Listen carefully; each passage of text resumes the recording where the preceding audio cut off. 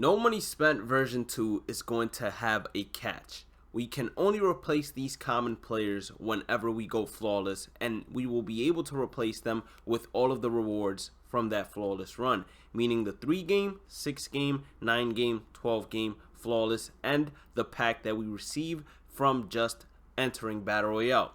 So that is what's going to be different between version 1 and version 2. In version 1, we accepted everything after we got 9 wins. In version 2, it's only flawless runs.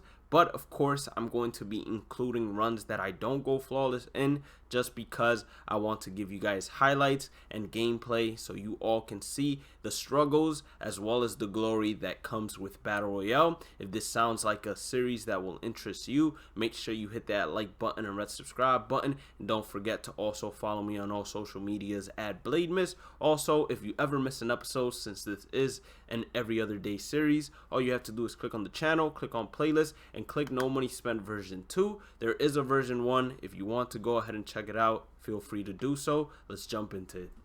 So normally I do a live commentary draft, and you guys will get used to me doing live commentary drafts, but since I honestly have not played MLB The Show in a minute, I decided, you know what, I'm just going to be picking the best team possible and seeing what happens. And if we get into a long run, then I'll pick up the draft and I'll do a post commentary on it, and of course I'll bring you guys the gameplay. So I got some exciting news.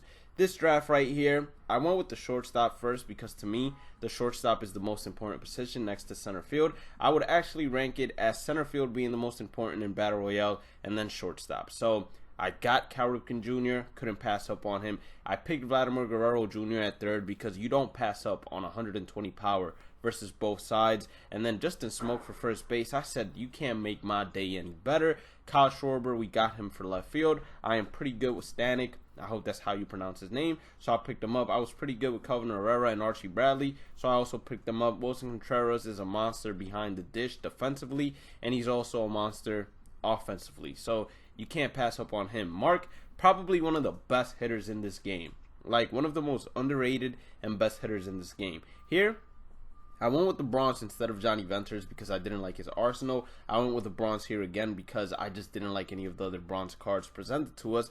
I went with Kyle Calhoun because he has a pretty good arm and pretty good fielding for right field. Plus, he has some pop against both sides. I took the common second baseman, picked up Silver Aroldis Chapman, and I said I need one more lefty because you guys know I like having 3 lefties. So we took Royale Elias. I hope that's how, his name was presented because I didn't really take the time to read it. Now, I said to myself, I need myself a second baseman since we took a common second baseman. It's either Brian or Nico, and everybody knows I rake with Nico. So I went with Nico. Logan Morrison, he's going to instantly replace Justin Smoke at first base because it's Logan Morrison, baby. That's a home run almost guaranteed every single at-bat. So there's no way you don't take Logan Morrison there. And then I see Yoan Moncada there too, and I'm like, bro, is this really going to come down to this? Am I really going to have to put 2 switch hitters on the bench and literally bring them off the bench? And that's what it's literally going to come down to because I'm not taking out Vladimir Guerrero Jr. to put in Yoan Moncada, and I'm not taking out Logan Morrison to put in Yoan Moncada either, or Justin Smoke.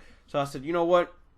We're going to make work with this lineup, and we're going to do what we can. So all around, this is probably one of the best teams I've drafted in a while.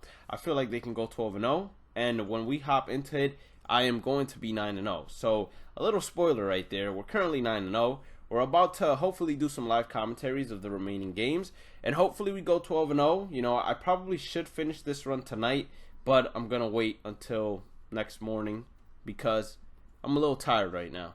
So let's pick it up next morning, and let's see if we can capitalize and go 12-0. So currently 9-0. We've locked in pretty much 3 cards for sure. Let's go ahead and lock in 2 more. So first game, we are facing the Puerto Rico Diablos. He has Dragon Ball Z, or I would assume that's a Dragon Ball Z icon in the middle of his Z. And his name is J Datil 7. Pretty good lineup, I'd say, all around. We might end up walking the first hitter we face just because of the lack of control that this pitcher has, as well as him being able to foul everything off. He's going to get a base hit. He's a free swinger right now. Going to try to dot this slider. Not exactly dotted, but we get the strikeout here. And of course, it wouldn't be an episode without the sirens in the background, and that's just me being honest. as we get strike number 1. Let's go with strike number 2 right here. He's going to block it. He's going to be able to get all the way to third. Is he really thinking about coming home? You can't finesse a finesser. That's just the truth. You can't finesse a finesser. 1-0 count to Cal Ripken Jr. That's a fastball inside. He absolutely drills it. I'm not sure if it's staying fair. It looks to stay fair, although, and that's going to be a 1-run lead. That's a fastball inside. Hit inside the gap. Should be an easy double. And that it's going to be. 2-1 count now. The pitch is going to be a fastball that was drilled. It's going to be caught, although. But that is going to drive in the run. So he got the job done. He got a sacrifice fly. That was squared up.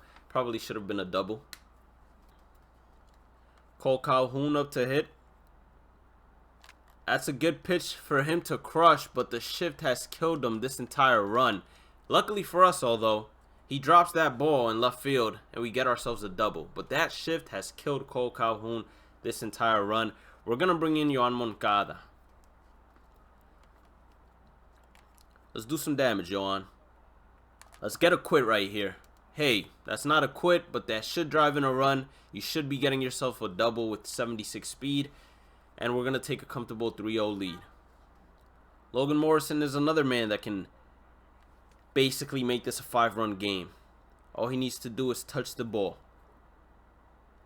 All he needed to do was touch the ball. He touched the ball, and he's going to make this a 5-run ball game. Full count to Cal.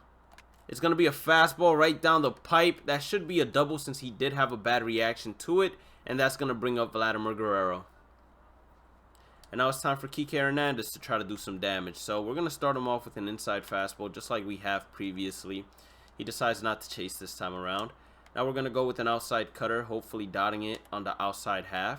And instead it's going to go right down the middle. And I don't think our center fielder has the speed to get there. It's Mark out there, and Mark doesn't have the best fielding, let alone reaction.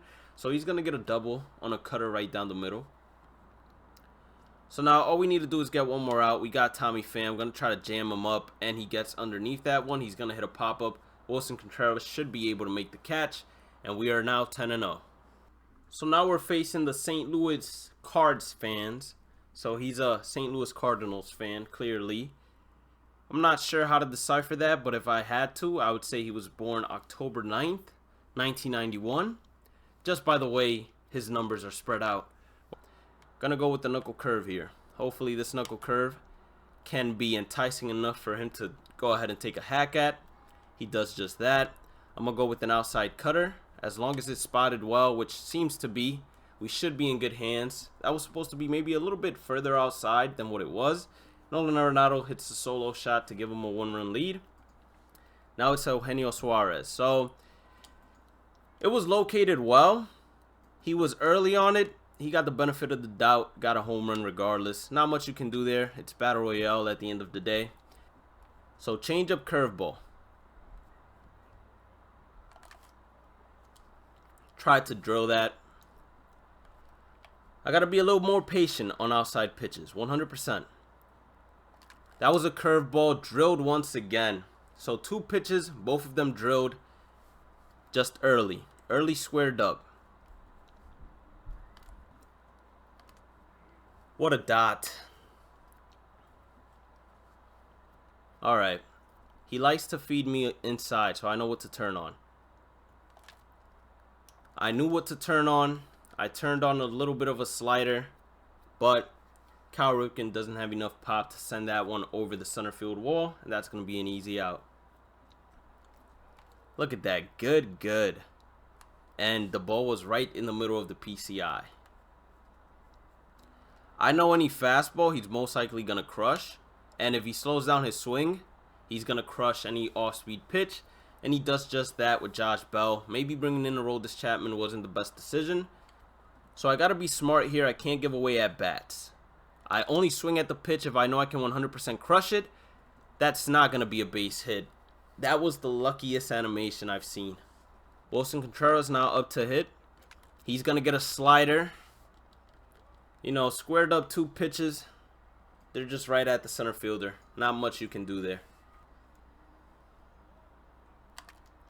That was crushed. Is that one falling? Of course not. What can you do about it?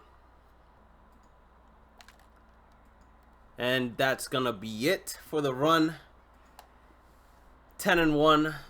I'm of course gonna go ahead and try to get 12, but for now, let's see whether or not we do that.